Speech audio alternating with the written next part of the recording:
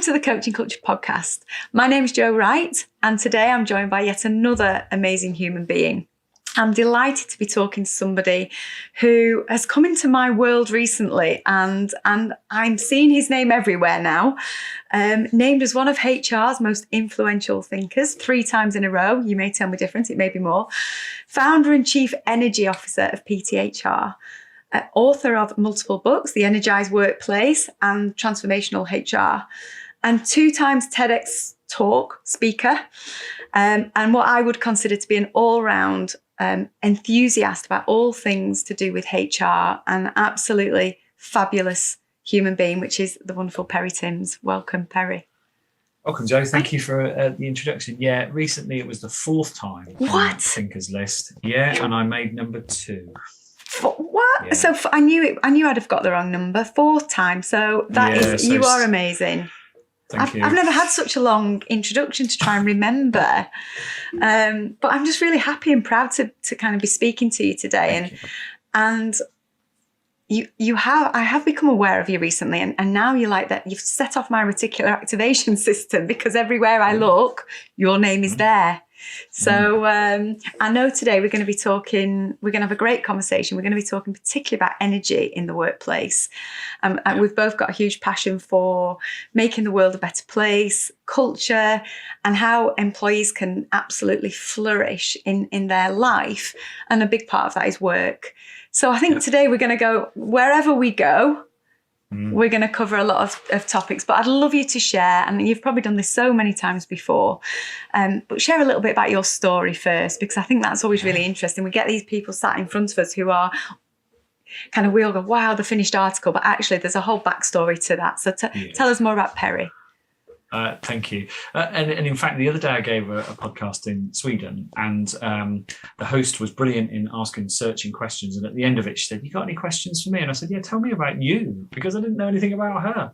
And it turns out she's a poet and an artist, and we're continuing conversations right now. So I love what you say, which is we're more than what we stand for in working principles. So I'm an only child from a working class background. My parents worked in the shoe industry in Northampton, which is what it's famous for, kinky boots, etc.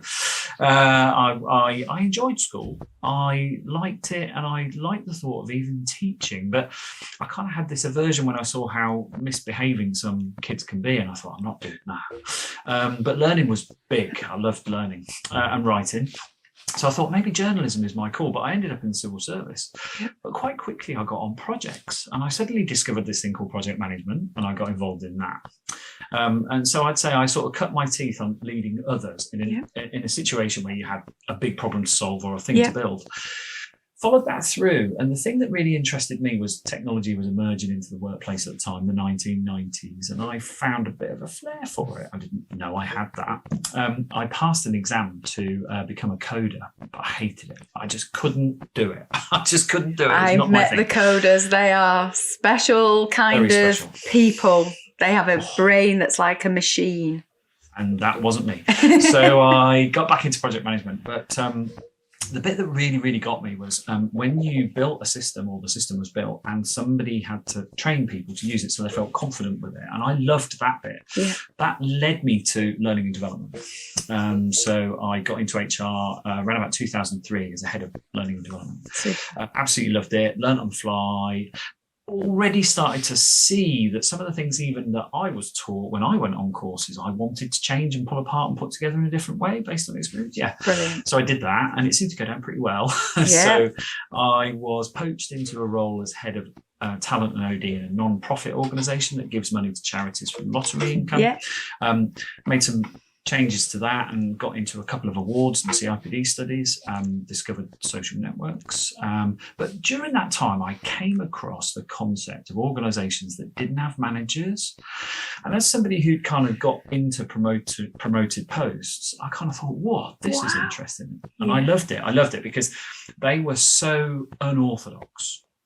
But what came through, Jo, was that people in those environments seemed to be what I was in the workplace. They absolutely got hold of and loved what they did. All the stories about changing that environment, I kind of thought, wow, this surely is what it's all about. And I kind of kept that thread with me. And then when I went independent in 2012, one of the things I really wanted to do was help people do more of that. And I fused some of the Agile and Scrum stuff into it, the social networks and community side of things. And I found myself in a space where there were other people who were equally trying to almost disassemble the working model to create a new one. And I thought, hey, now this is my spiritual place. Yeah. So I've been to some phenomenal conferences and spoke to some amazing people who've done such pioneering things. And the bookcase behind me is full of books from outliers and academics and entrepreneurs. So I definitely now stand in a place where what I want to do is see the world of work move from industrial to a humanist era. That's me. Wow. In a very large nutshell, that is a phenomenal sort of intro to yourself and backstory. And I love this. I mean, I'd love to explore more about this managerless environment, because we talk a lot about leaders and managers and what we expect them to behave like, how they are expected to be. But you're kind of going, no, strip that all back. And it's really interesting because I just started speaking to a huge organization the other day who were very much doing that. They were putting together more project teams. So it's kind of like assembled for the time, and then they may be disassembled, and then they go again. And there was therefore everybody knew their part to play at the time, and there was no reporting, no layers, no hierarchy. Is that what you're talking about? Definitely that. Absolutely that. So some people listening to this might know about stories of organizations like Spotify who exemplify what you said, where they change the labeling quite deliberately to tribes, chapters, guilds and squads. And literally what you said is they come together for a piece of work, they work on their cohesion and their sort of application, they do what they do, and then they disassemble and form in a different way somewhere else. Now, to me, I can't think of anything more exciting than having that constant stage of reinvention, if you want to call it that, or reinvigoration and realignment. Because where I got stuck in the world of work was I was doing the same things with the same people time and again. And variation is incredibly important to me. I found that. And I'm very restless. So that if I feel like I'm in a repetitive sort of time frame, I just want to break it, and I want to try and flights of fancy and different innovate. I almost become a nuisance. I'm just not happy with the constantness of what's going on. And so a lot of people go, but stability is important for the human race. I'm like, but so's discovery. Yeah. And stability only comes from discovery. And the world conspires against you when you're stable anyway. So you have to discover how to restabilize. So I see stability as a kind of transient thing. It's a moment in time, but it won't last. Yeah. So I think if we're more able to respond, then we're more likely to succeed in turbulence like we've just had for 2 years. What this haven't we just? So what this has sparked in my mind, because listening to you is like speaking to my business partner, who is an absolute disruptive entrepreneur. He gets bored. He's kind of goes for shiny new things because he wants to make things better all the time. He's kind of fixes problems and solves things, which is absolutely wonderful, but quite unique in certain ways of thinking. And I'm sort of thinking, you may think like that, but what about all those people who don't want to feel like that? They don't want that constant state of uncertainty and flux, even though you are right. The stability is a transitional and transient thing, and there's nothing more certain than change, really. So what about those people? Yeah. So I don't unsympathize. I'm very sympathetic. People are like, no, I just want stability for as long as I can get it. It's like, that's absolutely an admirable pursuit, and I wish them the best, but as I said, the world conspires against you a little bit, and it is a fleeting kind of moment of stability. Now, I'm really interested latterly in paradoxes. So I am stably unstable. That's how I see it. And other people are perhaps unstably stable, but they don't know it. So I think there's something about this yin yang thing, if you want to call it that. Everybody who's stable has the ability to create the instability to then get back to stability. stability. So I think it's almost a case of the journey's the same, the destination feels different from people who like instability and like stability. That's how I kind of square it. So the two can learn terrifically well from each other. So we don't point at them and go, they're wrong. We go, what is it about what they're thinking and doing that actually I can learn from and help them and they help me? So that's how I see it going. And it is about respecting difference, but it is equally about understanding your kind of makeup, your MO, your DNA, your energy, all that. It's really interesting because just as you're talking, you've made me reflect on my own, and this is absolutely not about my career, but listening to you think about my own career. And, you know, I used to hang out with people who'd fear change, whereas I used to love it. I'd be like, wow, there's going to be a restructure. And I'd be like, woohoo, you know, and everybody will be like, no, this is not a good thing. This is a bad thing. And I was like, oh, I'm looking forward to this sort of new way of working. And so there's something similar there. And when I went out on my own and then latterly kind of hooked up with business partner and my wizard behind the curtain to set up Coaching Culture, you know, I was totally leaping out into the dark. And you could see a lot of people were unbelievably fearful for me. And I was like, whoa, I'm getting my wings on here. I'm about to go. And it's just that different way. And there's possibly that risk linked to stability, stability, reward versus that instability totally and change. Totally that. And I think the perspectives that you have on it. So let's say you are desiring of stability and that's a thing you want to feature quite a lot. What you are probably never aware of are the things that you just don't take on board. Yeah. Because you kind of just push them aside. Yep. So you never experience them. And equally, if you're like me and you like the instability, there are things that you are not experiencing, which actually can be quite joyous about a period of stability to do whatever it is you want to do. So I think it's an open mind and it's a willingness to sort of move across those things. Now, some of the tools that we psychometrically kind of assess people in, both are insightful and frustrating in a sort of paradoxical way of their own, because they tend to try and box you in. And I mean, I really recognize myself in things like MBTI and so on. But actually, I now look on them and kind of go, but that's not all I am. And it's almost like it's a very thin veneer of a lot of stuff underneath that only you can really, really know and compute. So I think they're data points. I think they're helpful in understanding your preferences and tendencies. And to your trade, the thing about coaching that I really like is that there is absolutely no single permutation to coaching at all. It is just as varied as us as individuals. Right? So if people say, I use this model, I'm like, well, good luck, because you probably don't. You may have the start of that, but the rest of it is human and exchange. It's a conversation between two human beings. God, totally. Wow. So we're talking self-managing workplace, which I think we could talk all day about that, because that I think is a really relatively new concept that actually, if we wound forward X number of years, is that really what the workplace is going to be like? That's one thing we could explore. But the other one is this concept of energy and human flourishing. Now, those two words make my heart absolutely sing. How do we get more humans flourishing? We spend so much time at work, and it breaks my heart when I hear people really not enjoying their work. And I've had times where I've not enjoyed my work. I often do enjoy my work, but it's often created by the environment, the people I'm with, the work I'm doing. Is it meaningful? But human flourishing is another level of brilliance there. So talk to me about that, because that really excites me. Good. So I think it isn't Maslow's actualization, which again, I believe is a fleeting moment, because you work to it, you get it, you don't stay there because stuff happens. So it's a fluid thing, right? So we absolutely know that. Flourishing is slightly different, because I think it is probably a little bit more long lasting and broader than this self-actualization thing, because it's dependent on what you've created as a system around you and what the system has gifted you in order to experience that, right? So there is a trade between you and a system, and there always is. There absolutely always is.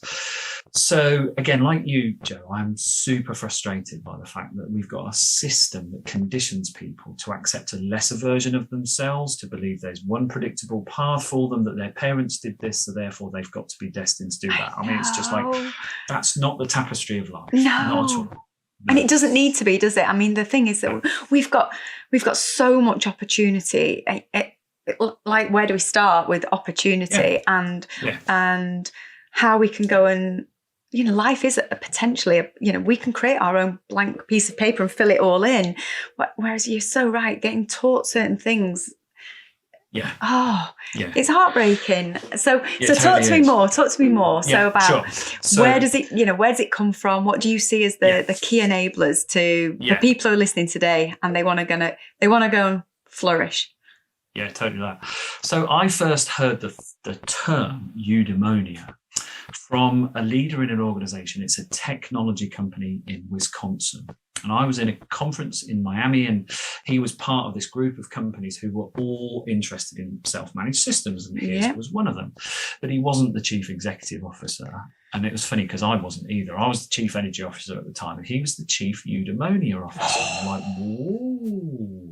I said, tell me more, because I'd not heard the term before. Well, I'm not a Greek scholar. I didn't know what it was. You know my story behind the discovering it in your book. I discovered the term in your book recently. Cool. Brought it into the office, tested my business partner, thinking I had one here on him for the pub quiz, and sat and said to him, what does this mean? And he didn't know, and I felt quite particular. It was proper top trump game of good words to use in the workplace. Beautiful, absolutely.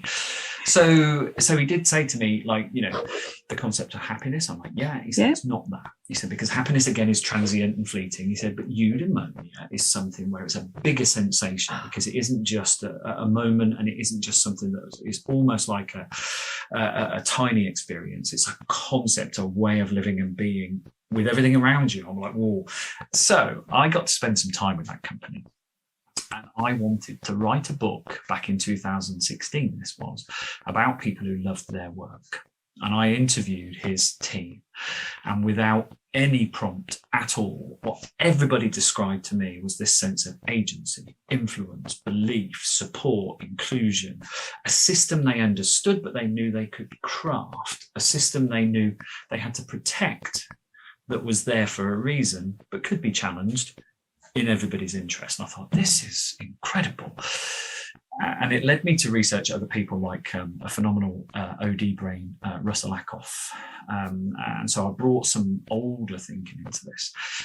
And as I started to craft this book, I got the chance to write Transformational HR because I was asked to, and that's great. So I thought, right, I'm going to put that story in that book. But eudaimonia didn't go away because what I thought was eudaimonia is an energy force, because it's about the system around you and how much you can craft that in order to experience this lasting sense of flourishing, plus your inner drive, desire, and so on.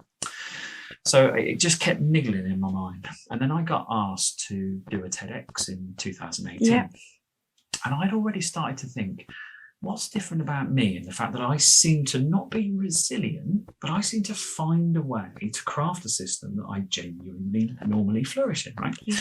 So I thought, I'm not going to unpack me. So I did some research around, and I spoke to some people, entrepreneurs, long-time civil servants, whatever. Anyway, there were some patterns, and I thought, I can see something here. Not that there was one way to experience eudaimonia, but there was 10, 12 factors influencing it. Things like appetite for learning, discovery, stability, relationships, all sorts of things. And I thought, there's a code coming through here. And what I found in people who were either explorers or adventurers or introverts was that there was a situation where their energy changed when something new was happening around them. They discovered something new and they were excited about it. Something landed on them and it was a challenge and it was new and they had to solve the problem. And I thought, so it's this newness that sparks energy in us. So I thought it was only to do with that, but it isn't. There is a constant swell of energy that goes through us, and it is literally a quantum force. I also spoke to a Danish PhD student who found that in Soviet Russia, behind the Iron Curtain, there was a device that could measure our quantum energy emissions. Wow. Yeah, we emit energy. Now, you've heard of mirror neurons? All that kind of stuff? Yeah, it's linked to that, right? And it's also linked to the chakras from yoga and mystical Eastern Yeah. study. Yeah. All about energy. So he tells me this story of a Russian scientist who developed a device that was put on your fingertips to measure the quantum emissions that humans put out. And he said it was used with athletes. He said if there was an athlete training, they would get measured before the training and measured afterwards. And their coach would look at the readout that was based on chakras that would tell them where there was an energy misalignment. Wow. And if it happened in the area of perhaps a certain muscular part of the body, they'd say, don't practice for a while because there's a potential disturbance in that energy that might mean an injury. And if they ignored it and had an injury, yeah, exactly. So I thought, whoa. So I thought, well, we can measure it, we can feel it, and we can channel it. So where does it go wrong, and why are so many people miserable in their work? What's the energy misalignment going on with the system that's around them? And I just couldn't help but think we've designed work to be oppressive, boxed in, restrictive. So in the talk I gave, the TEDx talk, I talked about a concept of the edge. We have to go to the edge of our known universe and whatever. But most work puts us in a cage. And it's a very subtle play on a couple of letters in a word. And most people are just pacing around that cage. But some people break out of the cage, go to the edge and come alive and flourish. And that was the whole concept of this book. It's like, why have we designed the cage? That's pretty much it. Wow. So talk to me about this in real life organizations now. So where are you seeing the cages removed? Where are you seeing the most flourishing examples? Because, who can we learn from to go, wow, you've got this so right? So, the spray can that fixes everything, WD-40. They have a concept there that releases people from a cage of making mistakes and errors and the burden of failure. And they call it learning moments. Yes. So whenever something goes wrong, the chief executive and now executive chairman there, Gary Ridge, just says it's a learning moment. And people kind of go, yeah, but I've heard that before. It's like, mate, WD-40, it genuinely is, because they recognize their whole essence is built on experimentation, because WD-40 is called that because the other 39 versions didn't work. Yeah, brilliant. So I've seen his name actually. I've read a little bit about him. And the culture that he's created. And I think a bit of a coaching culture actually, because that's where it came into 100%. That's where it came into my sort of sphere of awareness here. He's a big friend of Marshall Goldsmith. Yes, he is. He's a big friend of Ken Blanchard. Yes, so I came across him. I think he was referenced in Michael Bungy-Stanier's book, The Coaching Habit. And I remember reading it thinking, wow, what is he doing? He's doing something very special. And and so to other companies, so Daniel X at Spotify, as we said earlier on, is a terrific example where actually again it's no cage, because people literally move teams and move product lines and so on. So that sense of fluidity is there. Ricardo Semler at Semco and other organizations that have stood in the space of entrepreneurial sort of self-management. But the best one, and I always talk about it, is Buurtzorg, the Dutch home-based nursing organization. Okay. It's 15,000 strong. Wow. And they deliver home care, health administration and support to people to keep them out of hospital, keep them in the community, keep them in their own home. Yeah. Right? And they were founded by a nurse who was frustrated by being in the cage of a health system that was more about economics and KPIs and form filling and bureaucracy, not about patient care. So he said, how can we change this? And he said, conversations with a few nurses said, well, maybe we can create a patient-centered system and it will just work out that we can do all the other stuff too. So they started and it worked. And as it worked, they started to codify what they did. Now, this is where energy comes in, right? Because these nurses do not have a rota of people to administer dressings and help them take their medicine and so on. They go and have a cup of coffee with them and find out who they are. Brilliant. And find out who they connect with in their neighbourhood and find out what they're interested in and what they'd like to do more of and less of. And they bring their spirit into the conversation and they say, well, let's try and connect you to those people again. Let's try and get you out and about more. And so what's happened there is some statistics on this are incredible. if those people do have to go into hospital for any form of care, they're in there for about 40% less time than other people are. Wow, that's phenomenal. Length of lifespan's increasing in the patients that BTHR look after. Their mental health off the scale in terms of improvement. Loneliness and isolation doesn't seem to appear in many cases that BTHR administer. Now, the cost of running that organisation, you might think, well, hang on a minute, this is a bit nice, but isn't that expensive to have nurses doing coffee and networking and community-based stuff? I mean, they even have things like Zimmer frame Olympics in some neighbourhoods. Totally. I'll be doing one of them one day. I can feel it. Now, so in answer to that, when they got bigger, they got some studies in. So PwC and KPMG and other independents have studied the conventional model of healthcare, the BTHR model of healthcare, and they've gone, actually, do you know what? It costs the same to do it, but the results are massively different. So highest level of patient satisfaction anywhere in the world. Highest ranked employer in the Netherlands year on year. They don't have to spend money on employer brand because if you're a nurse and it's in home care health, you want to work at BTHR. Absolutely. And it's across the world now. So there's BTHR GB in Ireland, who I've worked with Brendan Martin there. So it's coming into this country too. Classic example where it's self-management, but it's all derived around the energy of people who want to look after people, but recognise that they're a whole system in themselves. And I suppose I'm thinking in coaching culture world in terms of this is about conversations, this is about collaboration, this is about human interactions, relationships, rapport. This is I suppose deconstructing some of the things that the cage. This is actually taking the bars down, and the cage is the system, the processes, the things system, that could be inhibiting. This is. Go and build relationships. That's what that's feeling like, and hence the mental health and well-being being better. Massively. It's all of that.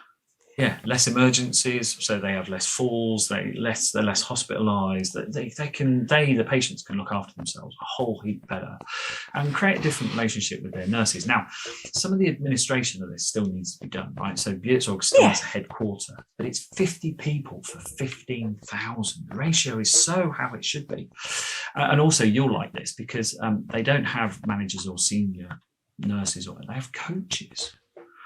So if the nurses are struggling relationship-wise between each other, they bring in a coach who helps them out. If they're not sure about performance and they're a bit lacking in some capability, they bring in a coach. So they absolutely know how to leverage a coach. So it's joyous for that as well, because it's all about self-efficacy and determination and administration. Brilliant. So this is changing the face of work, isn't it? This is let's wind forward then in terms of let's look forward to the future. Where are we now? 2020, nearly not 2021, nearly 2022. What's it going to be 10 years, 20 years from now? What are we going to be looking back on and going, actually, we played a part in that. I think all the good things that, collectively people like us are talking about and making change in organisations, and a lot of organisations doing these great things. What do you think we'll be looking back on and going, look where we've got to versus where we are now? I've had a few moments where I've kind of soared and then sort of dove back down again as a result of this. So you discover all this and then think, oh my goodness, but nobody does it. Then you think, but there's a more pliable way of doing it all, but not everybody's doing it. Now, COVID and everything related to it has just completely changed the game in many respects, because it's an epoch moment. It's one of those things where it's like, that's it. We can point to that and go, that was the moment where everything that went, exactly that. So I'm already seeing and I'm already sensing and I'm already picking up that people are going, autonomy, trust, we've got to get different flexibility in the work. I'm like, and so we've had 100% up year this year after nearly collapsing and dying in 2020 because of loss of work. And a lot of people have said, why is that? And it's like, well, we didn't do anything different, except people seem to tune in to what they were after, was what we've been saying for a long time, which is autonomy and everything else and self-management. So I think that time is now starting to come. So I do get a little bit annoyed when some people go, yeah, but if stuff's too stuck, it won't change. And I'm like, it will. So the example I quote here is L'Oreal, big, huge multinational conglomerate. Their marketing team several years ago said, we don't have to be like this. And the rest of the organization said, well, you're not changing everything. And they're like, no, we don't need to change everything. We just need to change marketing. We'll interact with you how you want, but we'll change us. And they're now a self-managed team globally, but they interact with the hierarchical traditional bureaucracy of the rest of L'Oreal.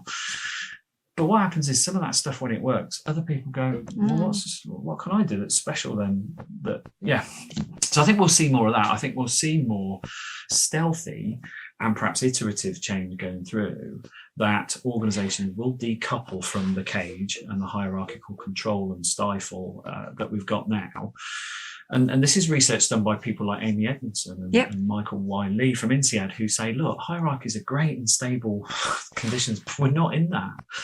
So the turbulence, I think, is forcing organizations to go, I've got to cut the cloth really differently now. And that's why we're seeing declarations like Nationwide and everybody else going, let's work flexibly. And we as people are going, but this is not quite how I wanted to live my life. I want to calibrate it differently anyway. Yeah. So the working system and the human system are adapting now before our very eyes. And some people will say, I don't see the change. It's like, you know what, when you're in the middle of it, you don't. It's only when it's out there and looking back you will. Yeah. It's reminding me of, we've recently been reading something about Accenture did a big study on 9,000 people, March 2021, so kind of right in the middle of the pandemic. I think we all thought we'd be out then, but no, we were still there. And they talk about the three key things being hybrid working, which is obviously a total change of flexibility, and where do you do your best work? Well, do it there. Digital fluency, technology has to enable us to be able to live our lives and do our best work. And the third one was leading with humanity. Which obviously you can imagine totally made me go, yes, makes my heart sing. And I mean, I kind of feel that what you're describing is it started, and I think it's going to have to be that going forward, isn't it? That sort of the richness in I think what you're describing as well, self-management for me is about, and autonomy is about empowerment.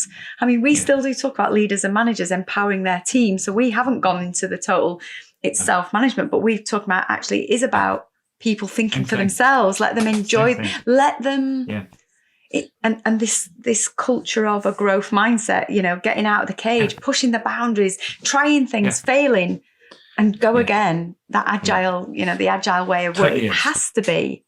Totally is.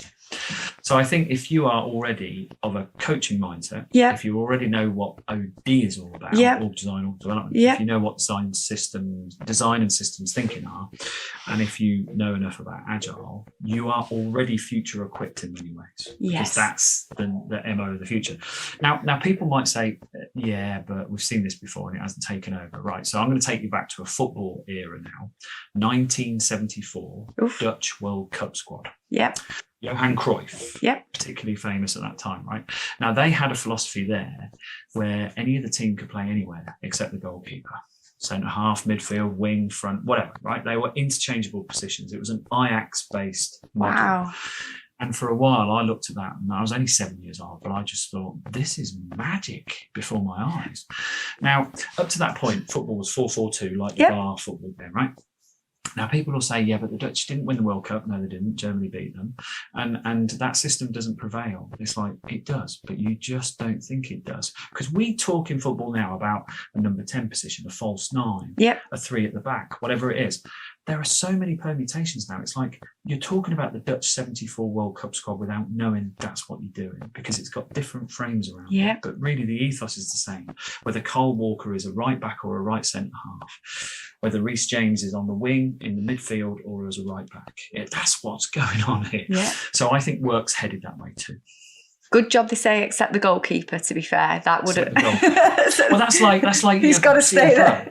It's like your CFO, right? Don't move him. So even Biertzorg have a CFO. There you go. So in terms of, if you were given any organisations key pieces of advice for, they're looking at their strategy now, whether they're looking at their 5-year strategy, 3-year plans, next year, what would you be saying to them to make sure they are on it?